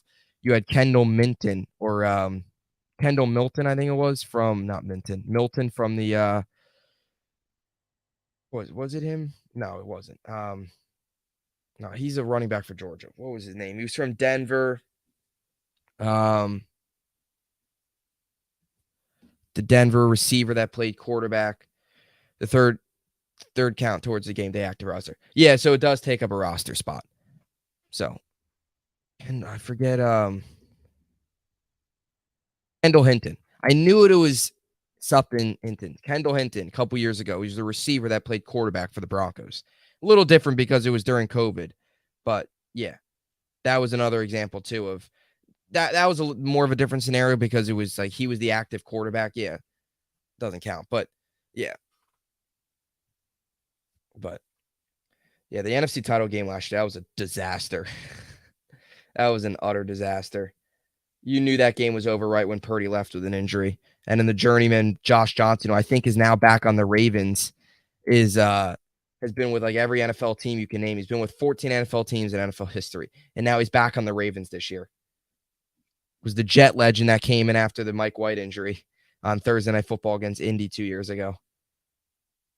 Josh Johnson, Tampa Bay, Niners, Mountain Lions, Browns, Bengals, Niners, Bengals, Jets, Colts, Bills, Ravens, Giants, Texans, Raiders, Redskins, San Diego Fleet, which I believe was the AAF. Or no, that wasn't the AAF. It was the AAF, which was done like 3 weeks into the season. Lions, Wildcats, which was the XFL, the original XFL, not the new one that they started this year. Niners, Jets again, Ravens, Broncos, Niners, now Ravens again. He was the XFL. When you look at his career highlights and awards on Wikipedia, he was the XFL passer rating leader in 2020. Josh Johnson was. That was his career highlight. 37 years old. He's been with just about every team you can name, even teams outside of the NFL. Like he played for the Sacramento Mountain Lions, which was a part of the United Football League. They were founded in 2009, and they folded in 2012. Man. New York had a United Football League team. The New York Sentinels. Interesting. Josh Johnson, NFL legend, Jet legend. Guys got any more questions? Drop in the comments down below. Quickly touch on the Rangers here. Look, the Peter Laviolette stuff, it's interesting. It feels a lot like the Gerard Gallant, the move that they made, obviously bringing him in. Now they fired him again. How much was it really on Gallant to fire him after Drury made all the decisions to bring in guys? Patrick Kane couldn't move in the playoffs. It was horrible. Guys were slow. They were getting, Devils were so much faster than us. So how much is that Gallant's fault? How much is it the players' fault and Chris Drury's fault for going out there and bringing in those guys? It's definitely interesting. He's won a Stanley Cup before. He's got experience. He can improve 5-on-5, which is what the Rangers need. They're a team that's way too heavily reliant on the power play. So Chris Knobloch is a new name that every fan wants. Another guy from Seattle was another name to look out for. Jay Leach, who was there. Find my pen. Who was there assistant with the Kraken. So, you have that guy who could also be an option there as well. And then, Mike Babcock was another name too, a veteran. But Peter Laviolette, the way it ended in with the Capitals is ugly. It didn't end well there. He missed the playoffs last year. They're entering a rebuild. He made 2 playoff appearances in 3 years there, and he got knocked down in the first round. Both times. He lost to the Blackhawks the first time around and then lost to the Penguins the second time around, both of those series in 6. So, or I apologize. He lost to the Bruins and in the Panthers. Both of those series were Boston. He lost in the first in 5, and in the Penguin series he lost, or Panther series he lost in 6. He's been to the Cup 3 times, won Stanley Cup 1. So it's, again, he's got that experience. So did Gerard Gallant, though, except Gallant never finished. It's the one difference. He's been to Stanley Cups. He's been to 3 Stanley Cups. He spent a lot of time in his career. He's got a winning percentage of .526, 752, .503, 25, and 150 in his career. So I would it excite me to new levels? No, I wouldn't be so excited, but I wouldn't be angry. Like, I wouldn't be upset with the move, I guess. I would be okay with it. And again, it's interesting. Kind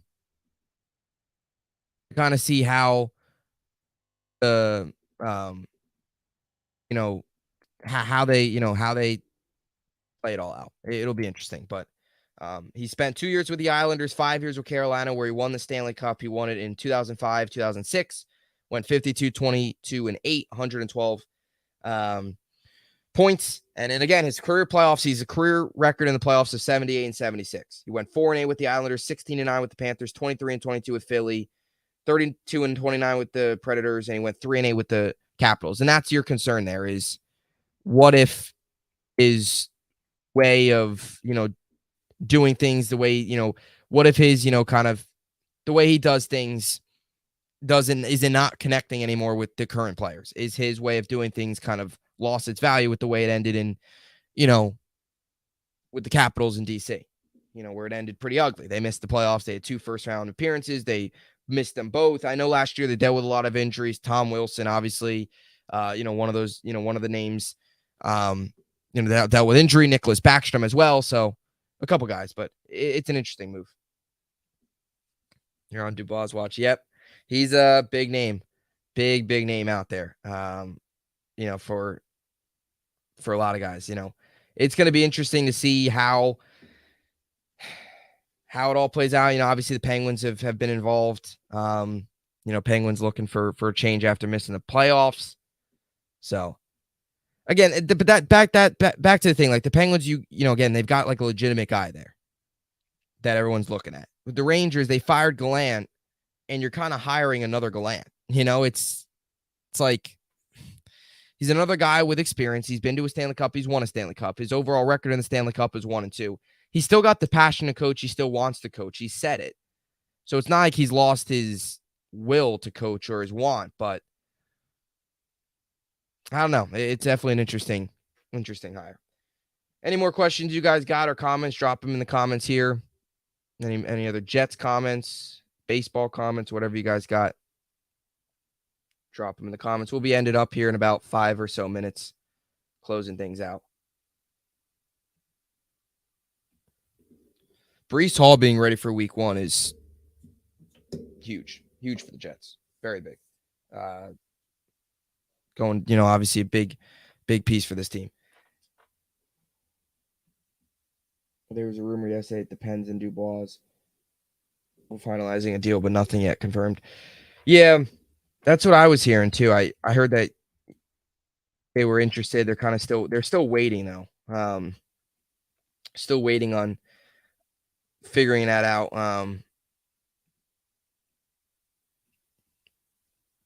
I'm just surprised that they fired him. I am. I'm surprised that the Maple Leafs. And again, they got to the first round or they got past the first round for first time in forever. But to bring in a GM like that, to bring in another guy would be pretty big for them. I know he met with Crosby, I believe, and talked to him and stuff. And there was some conversations with him in the organization. He's with the Maple Leafs for 5 seasons, I think it was. Happy birthday to Brees. Yeah, Brees Hall's birthday. Brees Hall and big Joe Namath, too. Both share a birthday. So there's all of them there. Brees Hall. Yes. We asked AI to generate a photo of 10 defenders chasing Brees Hall. Incredible what technology can do. That run from Green Bay last year was crazy. Brees Hall. Great. I mean, that's going to be huge to have him back for week 1, without a doubt. And again, that's why I don't really think we need like another guy to this running back room.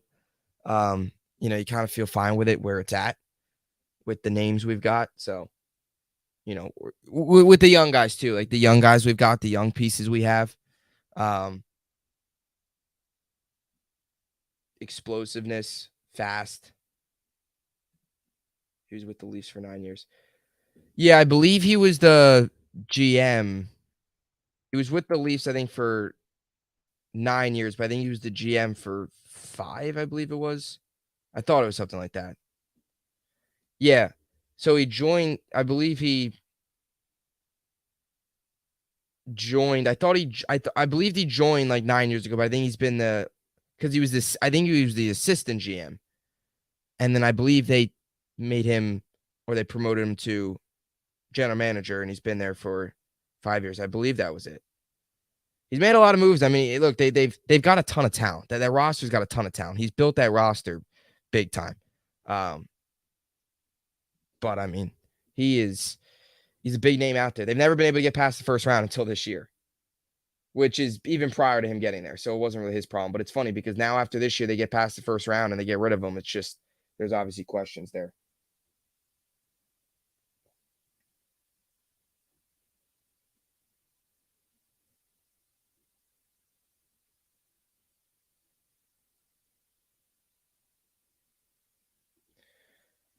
There's been like conflicting reports, if you look on the latest with him, about them finalizing a deal, and then that some people said that he doesn't, or it's him holding it up. I don't know.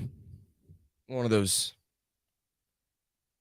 So it says finalizing a deal to be the next GM, and then it says Kyle Dubois might have turned down the GM job. That was yesterday. So you're hearing kind of conflicting reports. I guess everybody out there is reporting different stuff. So I guess everybody's kind of just hearing different stuff.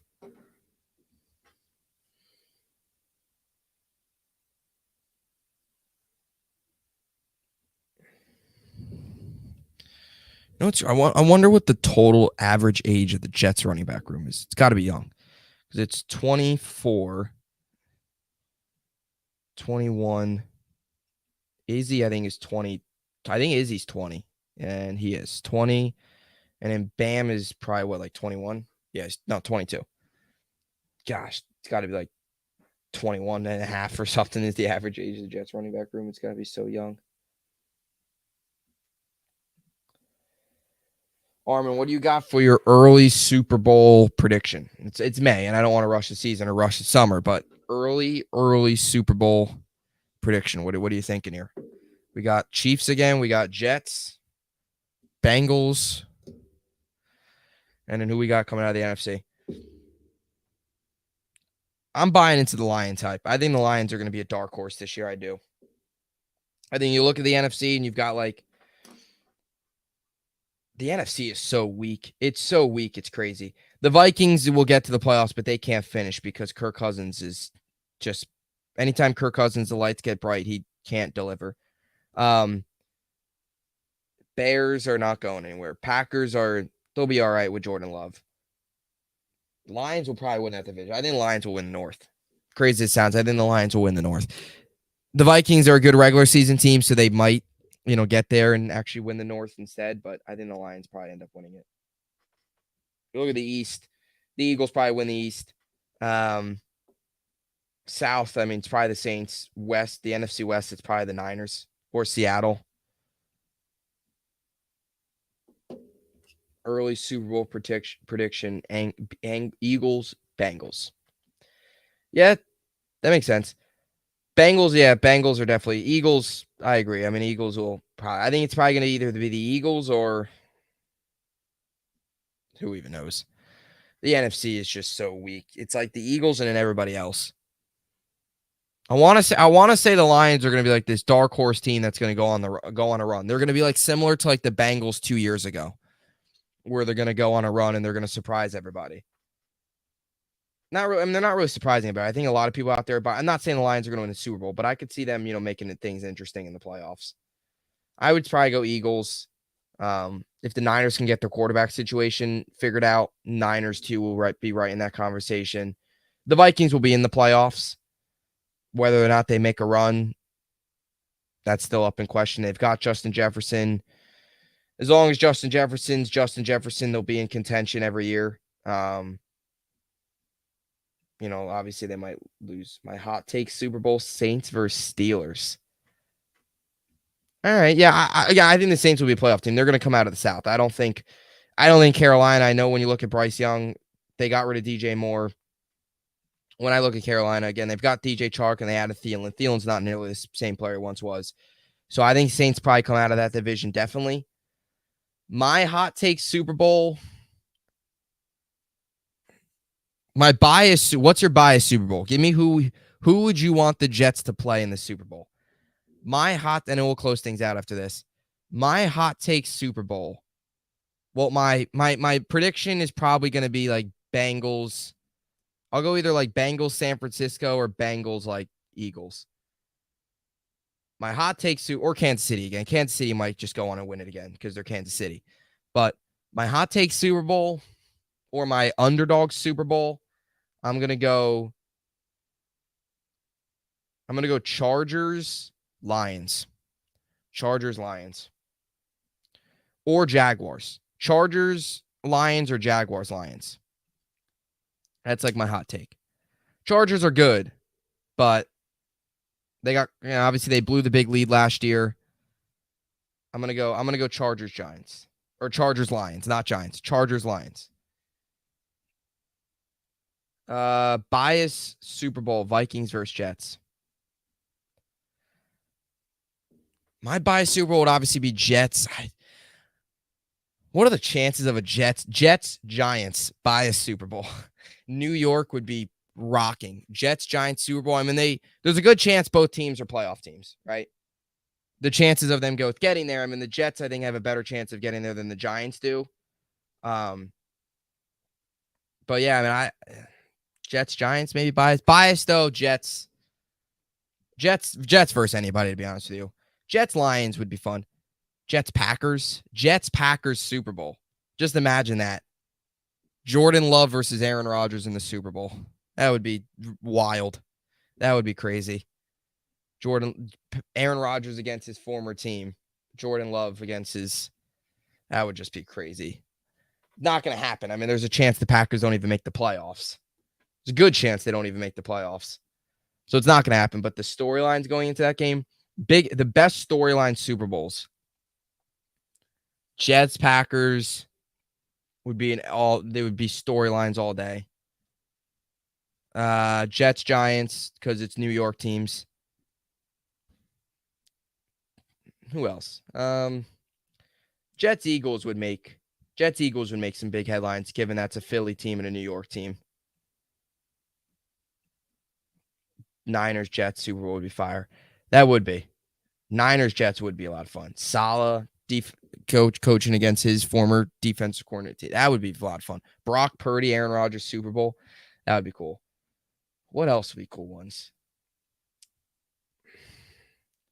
That would be good. Jets, Niners, Jets, Cowboys. Any Cowboys in the Super Bowl would be like, you want everybody to root for the Jets, Cowboys Super Bowl, because nobody likes the Cowboys. If you want New York on your side, get the Jets, Cowboys Super Bowl. Everybody in New York will be rooting for the Jets because everybody in New York mostly is either Jets or Giants fans. And if you're a Giants fan, you hate the Cowboys. So you're going to be rooting for the Jets. So Jets, Cowboys, Jets would get like their fan base would just increase so much for that game. The entire New York, New Jersey, tri-state area would be on the Jets bandwagon for that game if it's Jets, Cowboys. What else? What else we got? What else are some most unrealistic Super Bowl happening? I'm gonna go Brian Hoyer and the Raiders versus Desmond Ridder and the Falcons. That would be the most unrealistic one. Brian Hoyer and the Raiders going into face Desmond Ridder and the Falcons. Desmond Ridder wins MVP. Brian Hoyer throws for 4,000 yards. Yeah, you make a point. Eagles fans would be Jets fans. Yep. Most people would, to be honest with you, because nobody likes the Cowboys.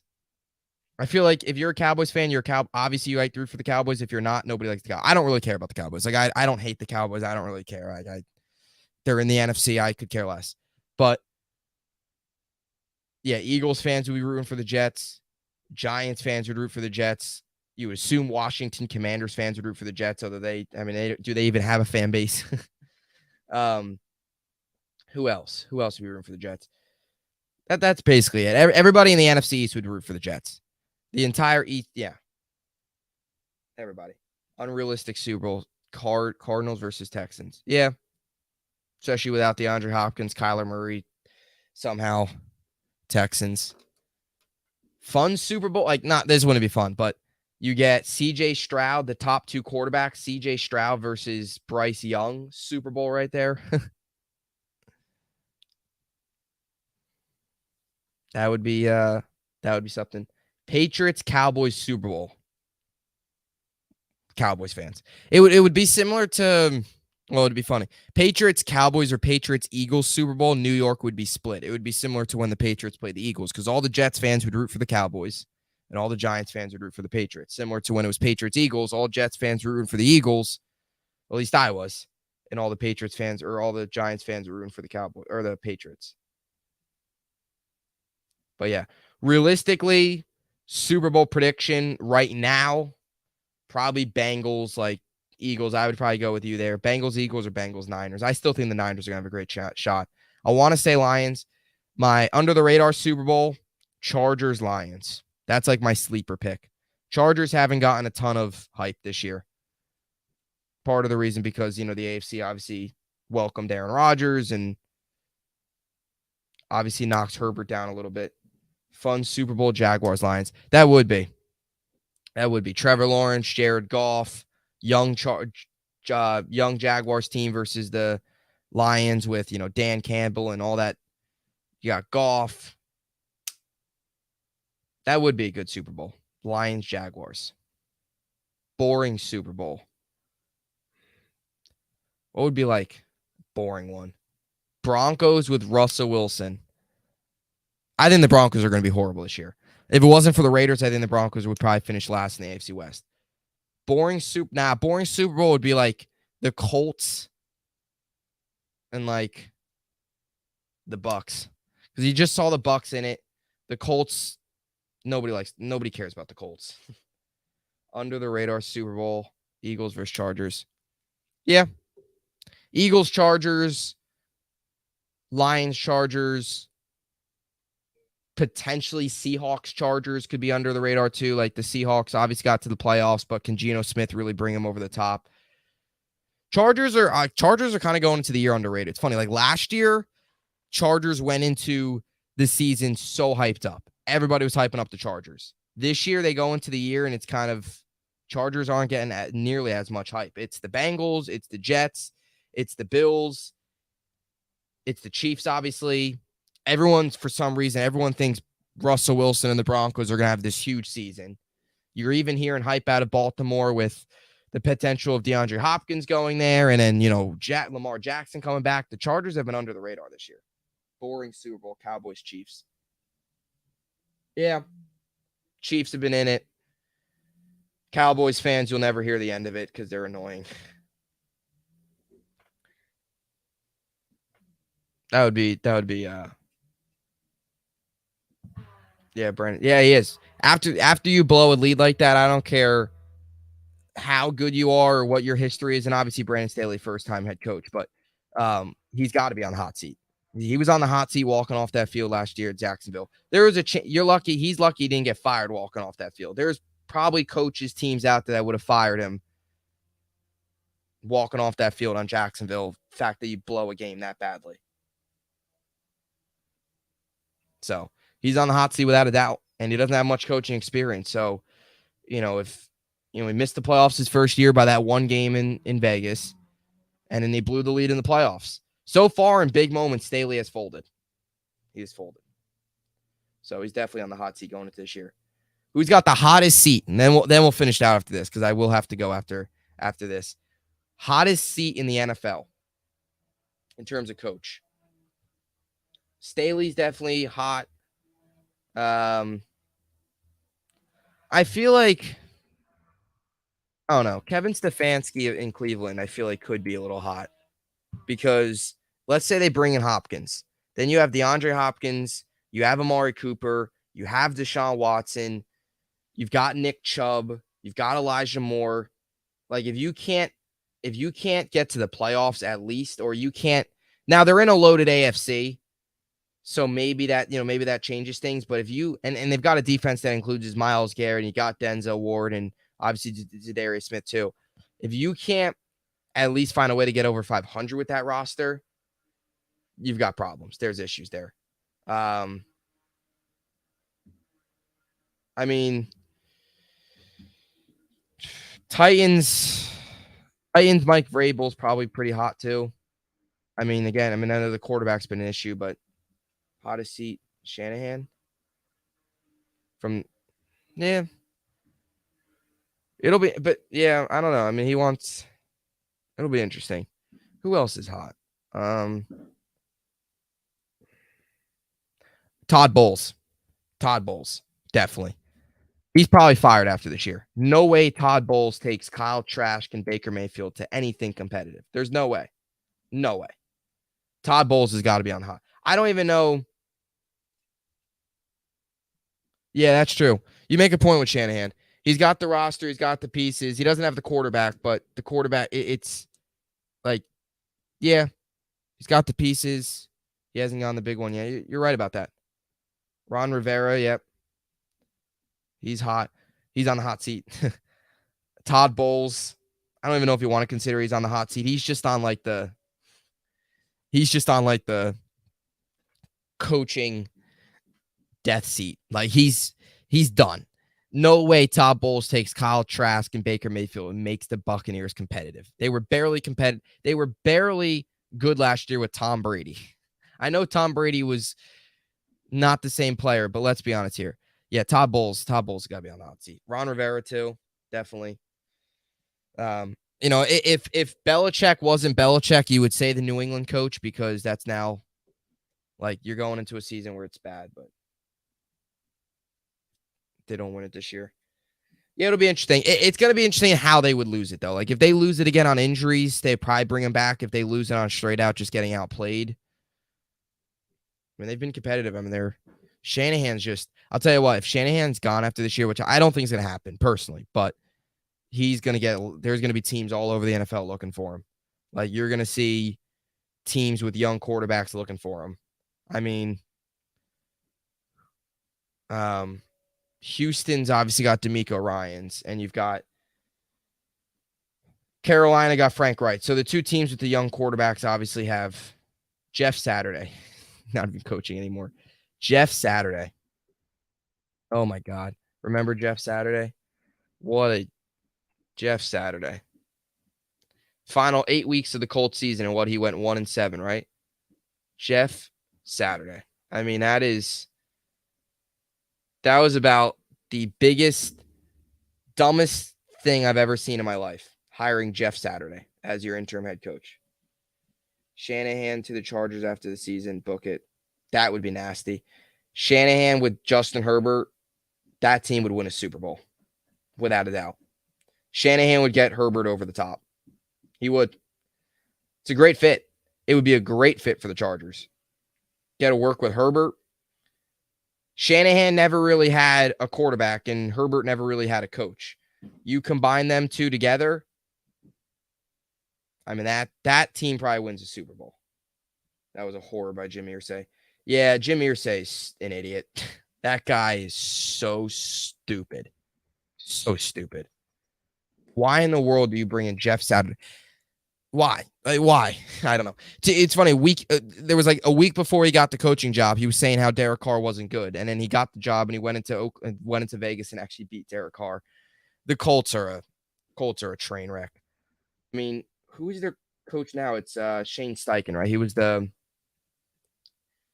the offensive coordinator for the right? Wasn't he the no? He was the defensive coordinator. The offensive coordinator went to the Cardinals. Defensive coordinator for the Eagles went to the Colts. They lost both coordinators. Yeah, Steichen, they've got him now to help mentor, I guess, Richardson, young quarterback. The Colts aren't any good. Like you look at the Colts roster, they're not good. Like they don't have a quarterback. They really don't have any receivers outside of Michael Pittman. And they've got Jonathan Taylor. That's about it. They don't got They don't got a tight end. I mean, no, they don't have a tight end. I know they got Buckner up front, and that's about it. They got Shaq Leonard on defense, but they don't really have a very good roster. The only time Shanahan had a QB was Matt Ryan when he was the OC and choked away 28-3 lead. Matt Ryan, the MVP season, right? That was Matt Ryan's MVP year. 2016.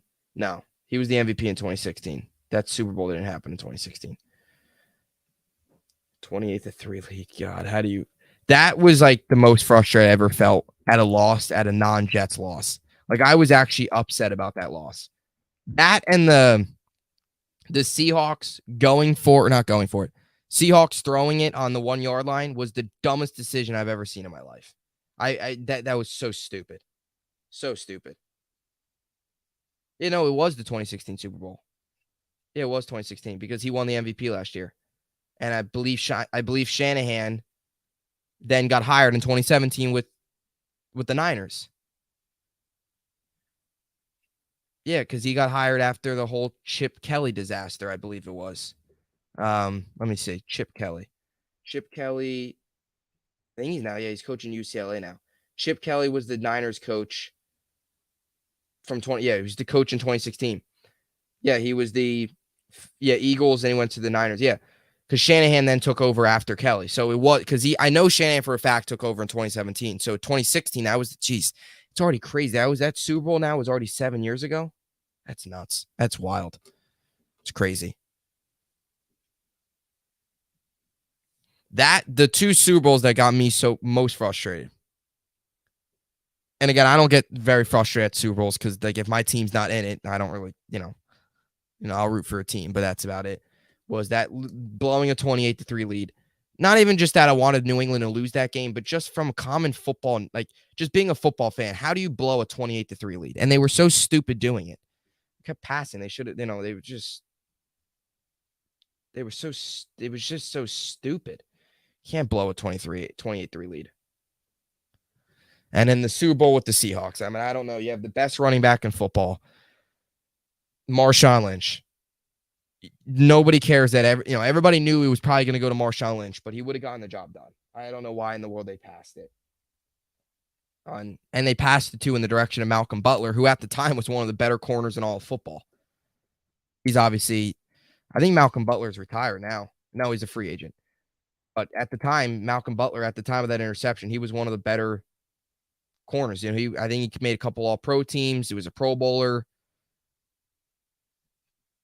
Throw it in his direction on the 1 yard line when you have Marshawn Lynch in the backfield made no sense. No sense at all. No sense. So anyway, if you got any more questions, we'll close things out here. Go for another couple minutes. Then we'll kind of finish this out. Been going here for about an hour and 40, hour 39 exactly. Thank you, Armin, for stopping by. I really appreciate it. Broncos Seahawks frustrated me. Yeah, well, obviously that was at MetLife. So if you live in the area and you went to that game, that was horrible.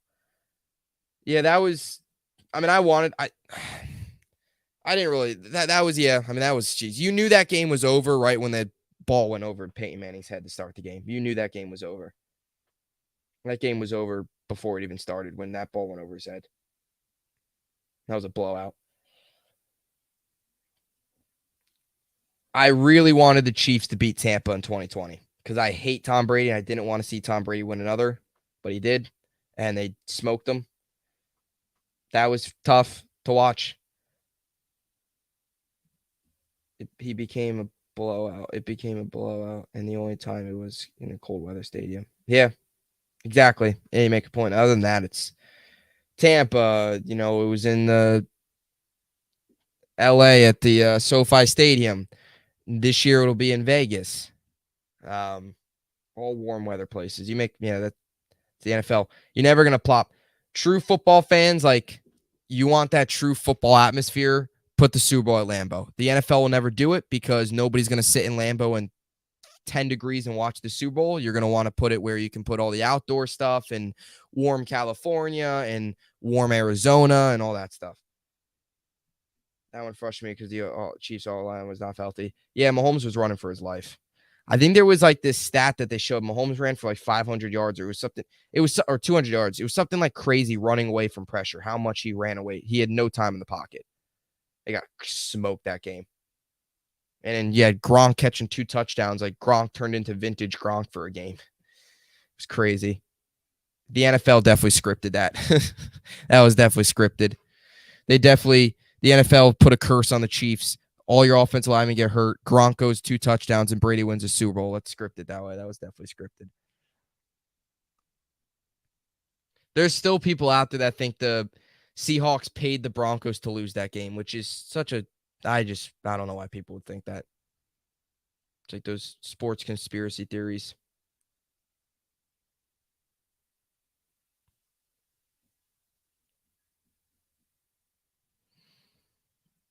The Eagles Super Bowl with the Patriots was a good, solid one in terms of blowing them out. Anytime Brady loses, it's nice. So this year, the hope is this year we get a Jets Super Bowl, or the Jets play Vegas in Vegas, obviously. So you go there and then you go back to Vegas for the Super Bowl. That's the hope this year.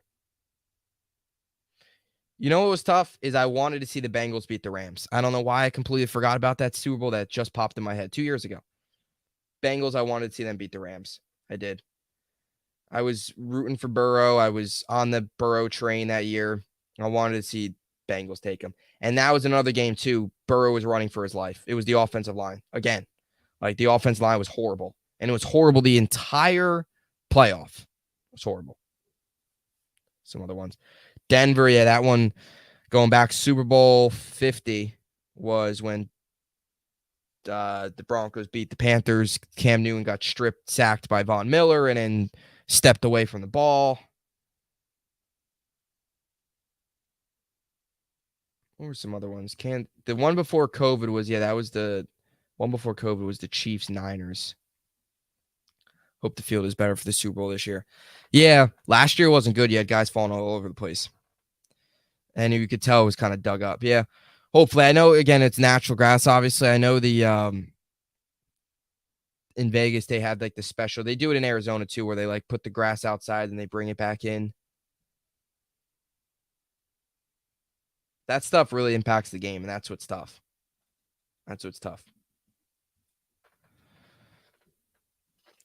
Slipping all over the place. That was Kadarius Toney's legacy game in the Super Bowl. Giants fans were sitting there regretting trading him when he was taking that punt return all the way back.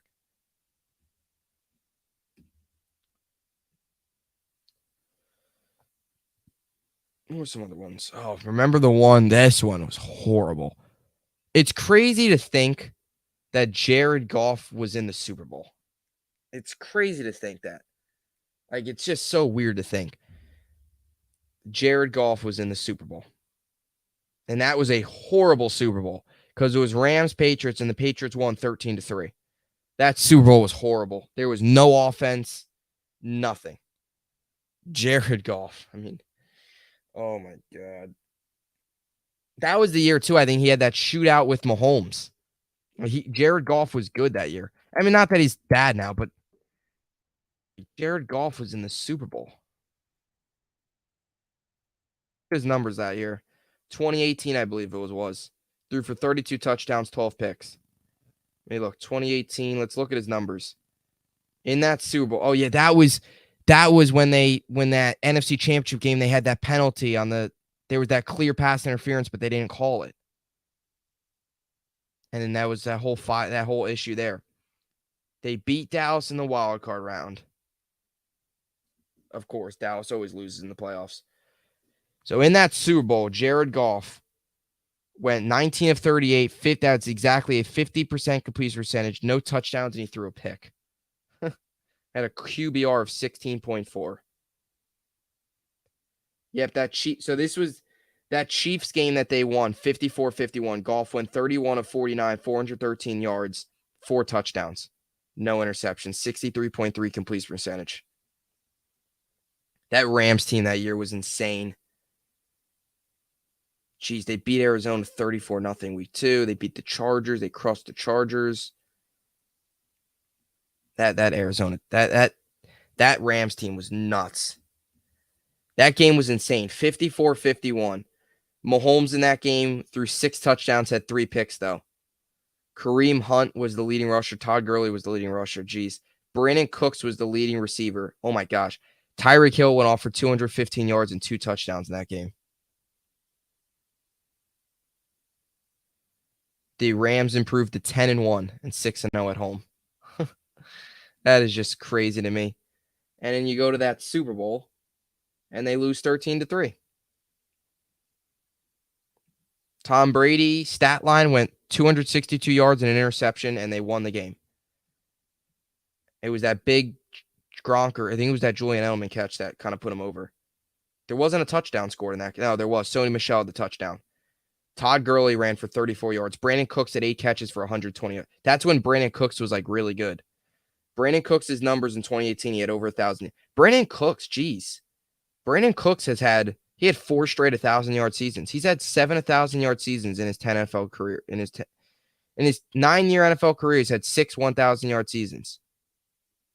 Brandon Cooks is pretty underrated. Not very good anymore. He's on the Cowboys now, but not bad. Goff does not have the arm talent to get to the Super Bowl. The Rams team and McVay got that team to the Super Bowl. Yeah, you're right. Aaron Donald had that huge year too. And then you saw what happened when they brought Stafford in.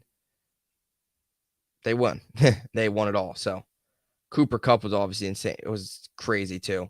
It's crazy what happened to Todd Gurley. I know he had like the arthritis and stuff in his knees. It's a shame what happened to him though, man. He was so good. So good. And then he had that arthritis stuff in his knees, and he wasn't the same. Cooks is a solid number 2, yeah. Gurley only played 6 years in the NFL. That's crazy. Career cut short. Had 1,305 rushing yards in 2017.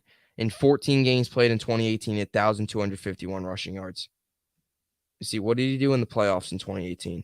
And he had a big game against the Cowboys. He rushed for 115 yards in that wild card game.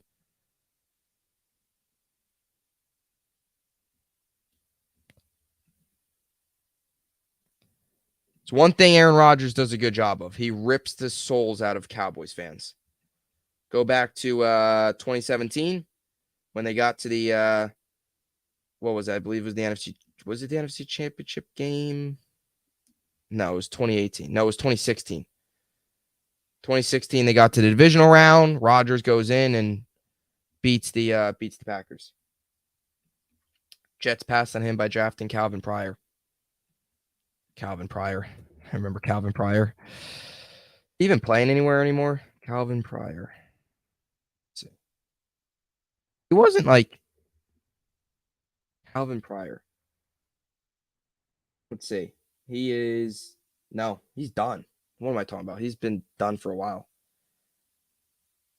First round, 18th overall. He didn't live up to his draft pick, but he was wasn't great. Was not very good. Wasn't a bad he for being a first round pick, he didn't put up good enough numbers for being a first round pick. But if the Jets would have got him in like the second round, he would have been like that would have been like solid numbers for like a second round pick, but not for a first round pick.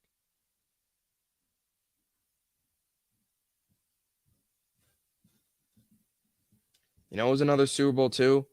Was the Ravens Niners Super Bowl when the lights went out at the yeah, he wasn't good. He wasn't good for the not drafting him first round. No. Joe Flacco, look at this. Joe Flacco went 22 of 33, 287 yards and 3 touchdowns, and the Ravens won the Super Bowl. Joe Flacco won a Super Bowl. That's crazy to me. Joe Flacco. How he Frank Gore. These are all the Jet legends coming out. Frank Gore, Joe Flacco. Frank Gore had 19 carries, 110 yards, and a touchdown in that game. Super Bowl. That was crazy because the Ravens went up in the halftime like 21-3, and the Niners came all the way back, and they made it like close. Obviously, they still won, but that they had that kick return by Jacoby Jones.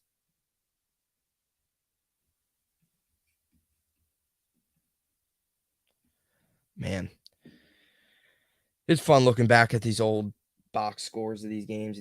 Let's look. Tampa, Kansas City. So this was 2019. Mahomes got sacked 3 times. 31-9 they lost.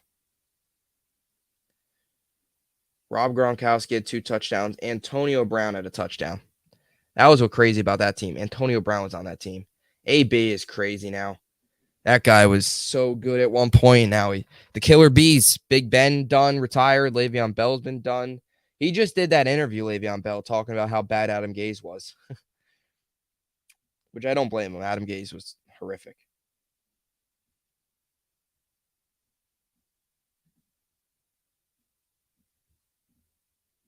You know what's Kansas City. Okay, they did. Yeah, Kansas City came back in that game. They came back in that Super Bowl to beat the Chiefs or to beat the Niners because they were down 20-10 going into the fourth quarter.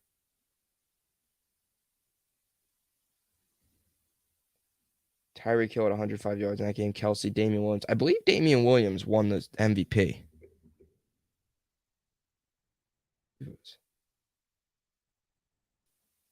No, he didn't win MVP. That was Mahomes. Never mind.